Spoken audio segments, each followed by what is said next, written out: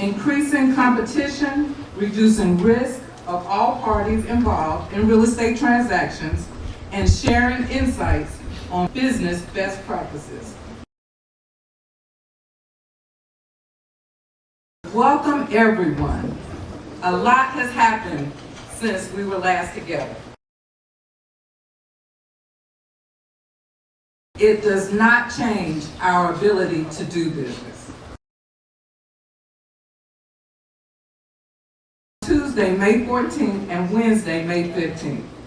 The designation course is also available online at nar.realtor for you to take at your convenience.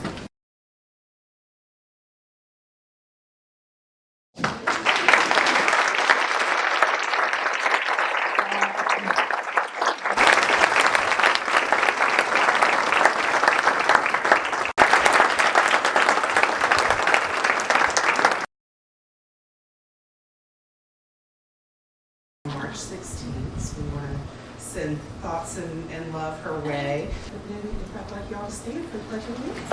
Republic for which it stands, one nation, under God, indivisible, with liberty and justice for all. She was City Council at Large from 2009 to 2011.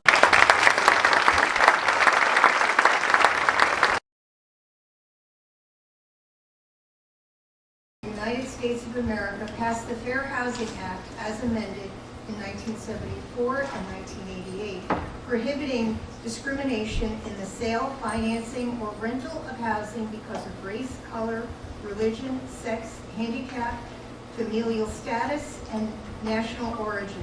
And whereas the City of Greensboro Human Relations Department has approved by the United States Department of Housing and Urban Development as a Fair Housing Assistance Program in 1995 and is charged with enforcing fair housing laws within the City of Greensboro as a substantially equivalent agency.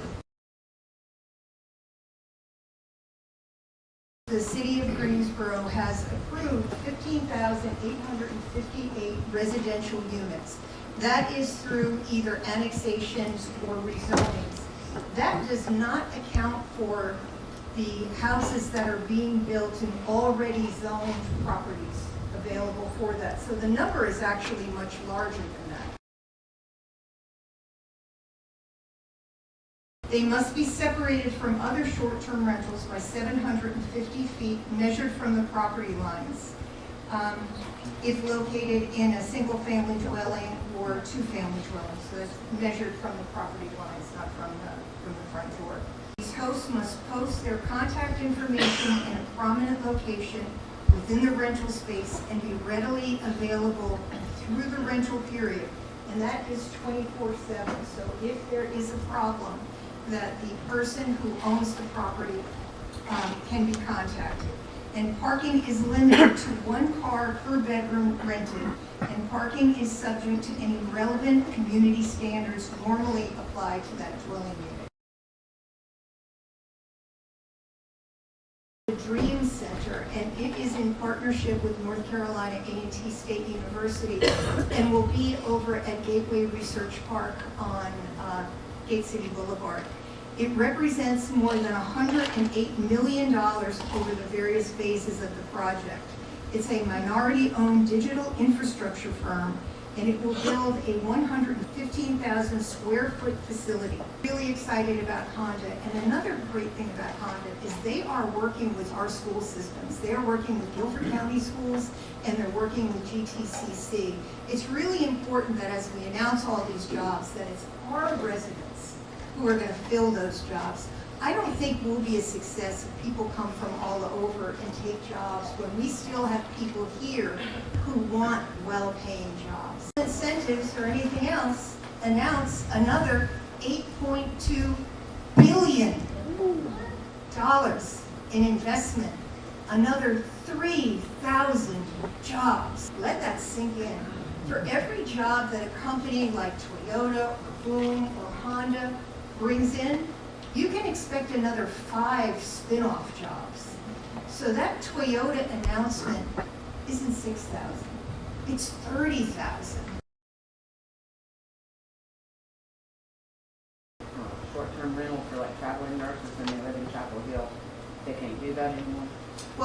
have somebody either here or in one of the surrounding counties that can be their manager.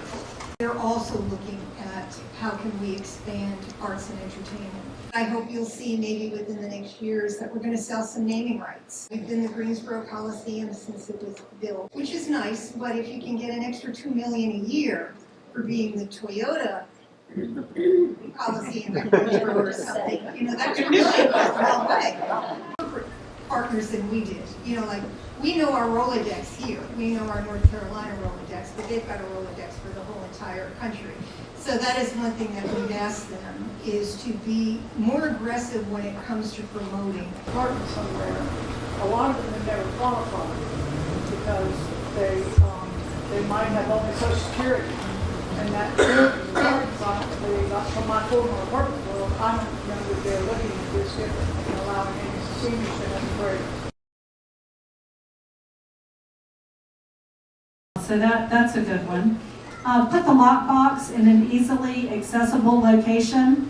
If you have to hide it or put it on a funny place on the rail that's on the side of the house or whatever, let the showing agent know. The golf tournament is Thursday, April 25th. That's at Forest Oaks. It's 12 o'clock and 1 o'clock shotgun.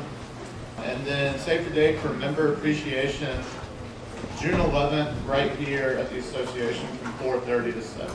In the email that went out yesterday, there's a link for you to sign up for that. There's available slots for 100 to attend. It is free, doesn't cost you anything. Lunch is provided. It's going to be interactive. It'll be in groups of tables like this. You'll actually have these little dry erase boards to kind of collaborate with your table on the questions and the scenarios that you're going to be put in. The city's sustainability program, I think is what it's called. Lane Roberts is Water Resources Education Coordinator. She's going to talk about what's happening with the water, both for flooding, lead remediation, and so forth. And then second, we have Ashley Robinson and Macy Jamal. These ladies are from solid waste, and they're going to talk about what is recyclable. Those plastic soda bottles you're drinking now, yes. Those plastic cups, no. Mayor Vaughan, you've been proud of these ladies. They know their stuff.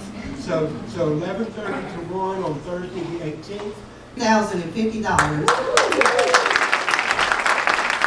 This will help with funding Under the Bridge and other local community projects this year.